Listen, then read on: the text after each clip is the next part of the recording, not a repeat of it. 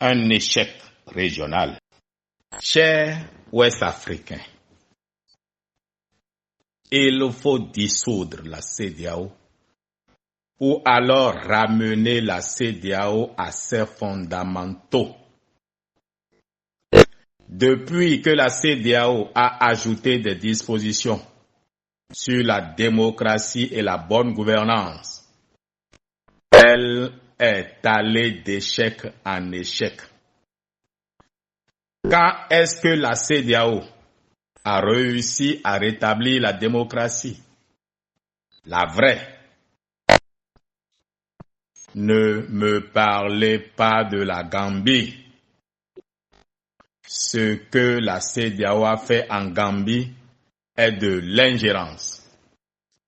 La Gambie est un presque pays de 10 000 km² dans le ventre du Sénégal, avec une armée qui ne fait pas l'effectif des forces de police du Sénégal. Trouver un pays digne du nom où la CEDEAO a pu rétablir la démocratie dans ses droits. Vous allez me parler du Mali? Non. La CEDEAO n'a pas respecté quoi que ce soit au Mali. Les populations voient que la CEDEAO a des règles à géométrie variable. Nos pays sont à l'image de la CEDEAO, ou plutôt la CEDEAO à l'image de nos pays, enfin.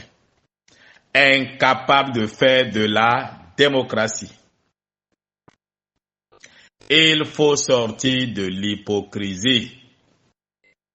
C'est ce qui a tué toute crédibilité de la CEDEAO. Le manque de vérité et de vertu. Aujourd'hui, les militaires apparaissent, hélas, comme les seuls dignes fils de l'Afrique. Les populations ne veulent pas de démocratie telle que promue et appliquée dans la CEDEAO.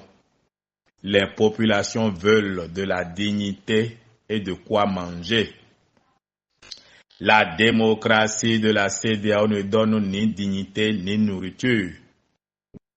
Comment comprendre que le général Embalo Sissoko, qui a fait un coup d'État institutionnel, soit à une réunion que la CEDEAO demande à la Guinée-Bissau de rétablir le Parlement et la commission électorale?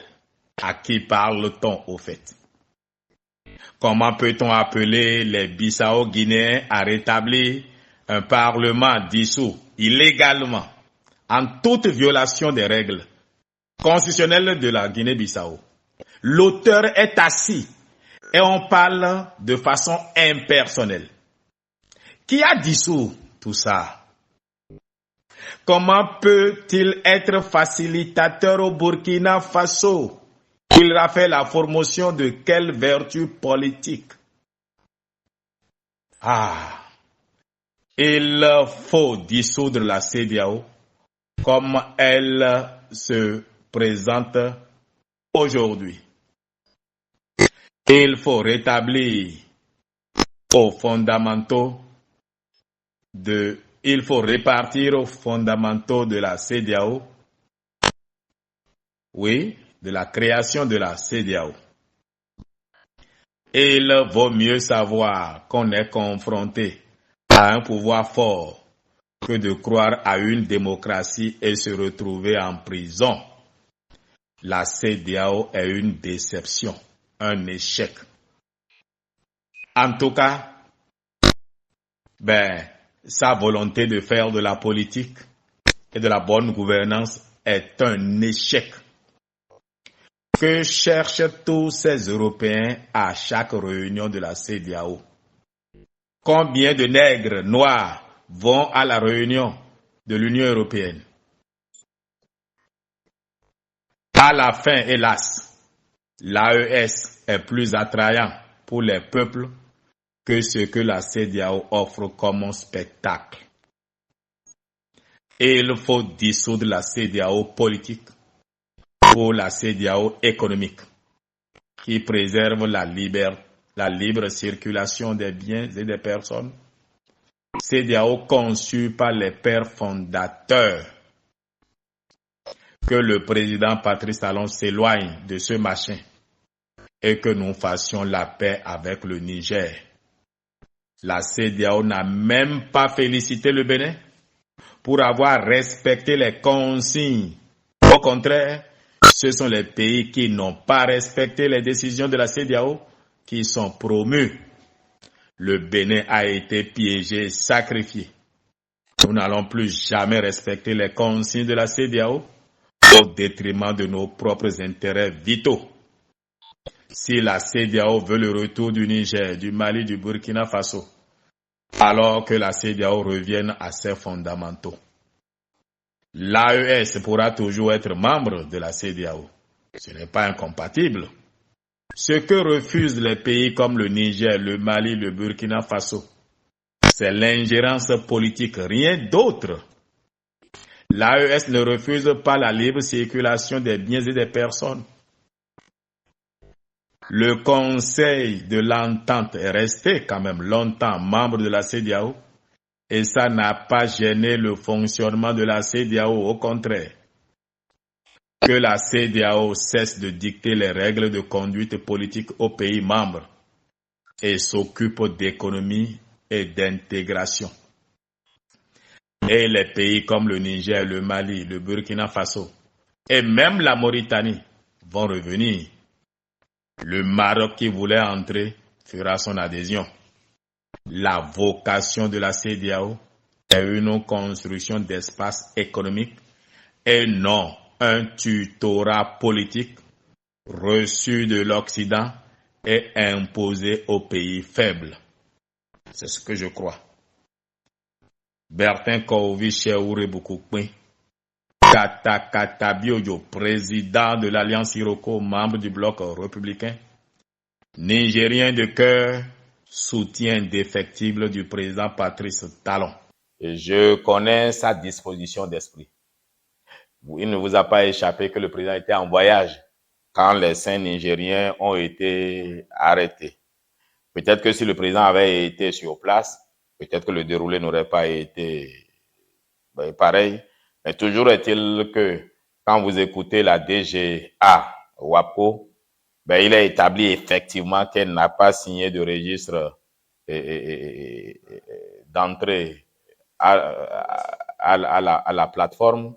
Bon, elle n'a pas présenté non plus un ordre de mission, elle qui vient au nom du Niger. Et quand on sait tout le problème organisé entre nos deux pays par le Niger sur cette histoire de pétrole, parce que le Niger est dans une posture de vouloir peut-être sanctionner le citoyen Patrice Talon, oubliant qu'il est président du Bénin et qu'il a tout un État derrière, tout simplement parce que le président béninois a respecté les consignes de la CEDEAO.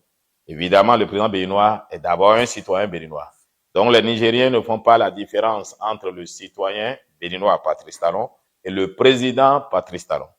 Alors, cette guéguerre-là fait que le Niger est dans une posture de ne pas collaborer avec le Bénin et sur les dispositions contractuelles. Vous ne pouvez pas aller chez quelqu'un d'autre sans l'en avertir, surtout quand vous êtes un État. Les Nigériens eux-mêmes avaient déjà dit qu'ils ne veulent pas user de leurs droits contractuels d'être présents au moment du chargement. Bref, ça c'est l'histoire. Ce qui me réjouit, c'est que le Bénin ait prononcé une condamnation avec sursis. Donc, en réalité, on reconnaît qu'il y a faute, mais on trouve que ça ne mérite pas de les garder, qu'ils entrent chez eux. Et moi, je me réjouis du fait que le président Patrice Talon nous ait écouté son peuple, que la justice béninoise ait décidé de ne pas poursuivre en détention. C'est plutôt une très bonne chose. Maintenant, ma prière est que les Nigériens tiennent compte de ça et améliorent leurs relations avec le Bénin. Ils peuvent nous reprocher d'avoir suivi la CEDEAO, mais nous n'étions pas seuls. Le Nigeria a coupé l'électricité qui a fait plusieurs morts au Niger. Attention, je ne dis pas parce que le Nigeria a coupé l'électricité que ça nous dédouane, nous.